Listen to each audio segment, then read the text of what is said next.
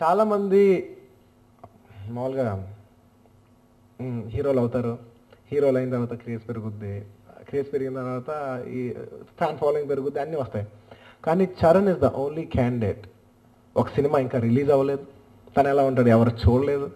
అలాంటి ఒక చూడని వ్యక్తికి ఇంత అభిమానం కురిపిస్తున్నారంటే అది ఒక్క 100 crore పీపుల్ ఒక చరణ్కి ఒక్కడికే కుదిరింది. హోల్ ఆఫ్ ఇండియాలో నాకు తెలిసి ఎవరికి ఏ స్టార్ కొడుక్కి అంత వెయిటింగ్ లేదు చరణ్కున్నంత. So I think it's the most highly expected hero coming. And నాకు తెలిసి openings will be biggest. Openings ఏ రేంజ్లో ఉంటాయంటే మామూలుగా చిరంజీవి గారు అంటేనే అల్టిమేట్ ఓపెనింగ్స్.